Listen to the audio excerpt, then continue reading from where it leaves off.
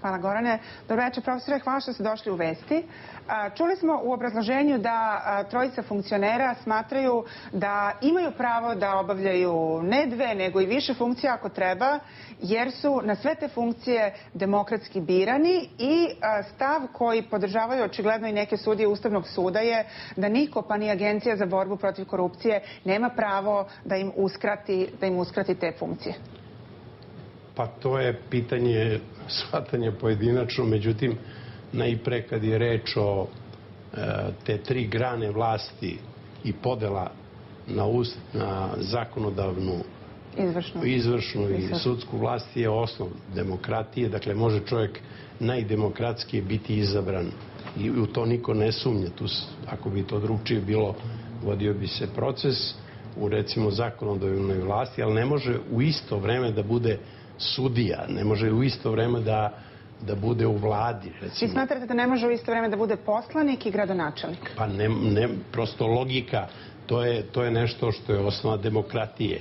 Kažem, podela na te tri vlasti, ukoliko vi u to udarite i to neko ne zna, onda je tu problem mnogo dublji. Ali vidite, javnost podržava, čini mi se, taj vaš stav, javnost je protiv gomilanja funkcija, ali pripadnici različitih stranaka, ovdje vidimo Demokratsku stranku, LDP, SPS, udruženi su kada tvrde da mogu i da su sposobni ljudi da obavljaju, jedan je, čini mi se, obavljao 6-7 funkcija u isto vreme, i tvrde da nisu u sukobu interesa, da nema korupcije, da mogu da budu i dobri gradonačelnici, i dobri poslanici, i dobri predsjednici upravnih odbora.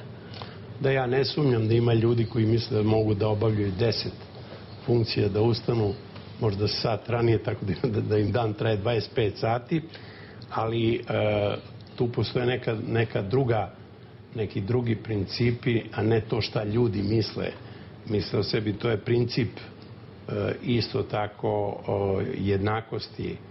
jednakosti građana. To je da u ovoj zemlji postoji 7,5 ili 8 miliona ljudi koji mogu da kako bih rekao, jedan deo njih može ravnopravno da konkuriše za funkcije, a da taj čovjek, to su najčešće neki neshvaćeni geniji, ali renesansni tipovi koji u isto vreme mogu da budu i vajari, i slikari, i niz drugih poslova da obavljaju.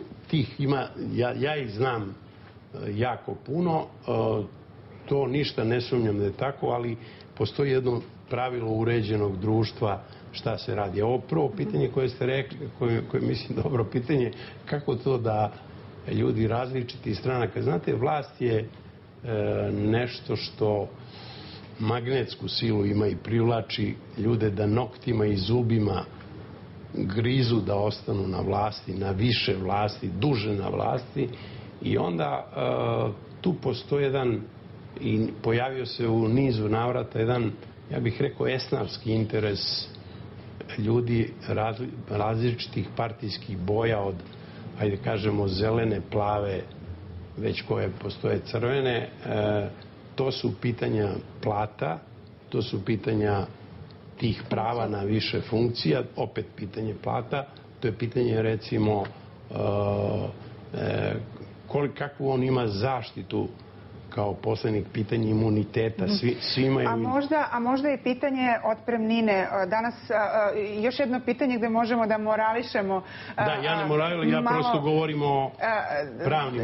Zaista, i kada iako pravo prepustimo sudijama Ustavnog suda, ostaje pitanje kako je moguće da jedan državni službenik ode iz administracije, iz državne službe, uzme otpremninu od 20.000 evra, a potom se na manja vrata ili kroz prozor vrati ponovo u državnu službu. Imamo aktuelan slučaj službenice penzionog fonda koji, iako je najviše pominjan juče i danas, nije jedini.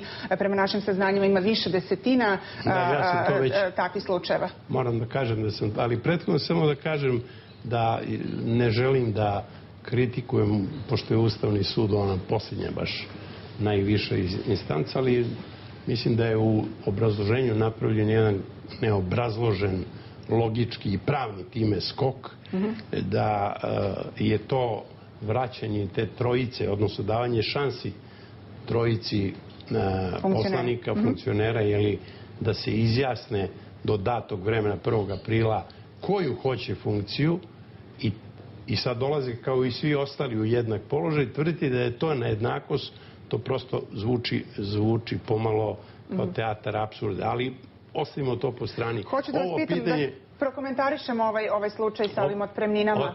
Ja moram da priznajem da sam očekivao da neko uzima više otpremnina, da to ne bude da čovek već, da se prosto navadi, radi 2-3 meseca u jednoj, možda bude vrlo sposoban čovek, da dobije otpremninu, da skokne u drugu. I bivalo je toga. Šta je to? Da li je to stvar društva? Da li je to stvar...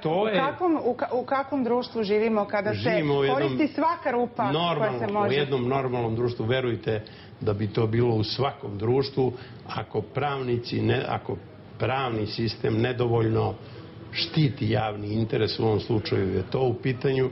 Očigledno je ako vi u krajnjoj nuždi, ako se zatvara neko preduzeće, vi dajete radnicima koliko društvo može da daje, ja ne tvrdim da je to ni dovoljno, ali da neko to koristi pa da skakuće sa mesta na mesto i da uzme više puta, to je moguće očekivati. Kako je to moguće sprečiti?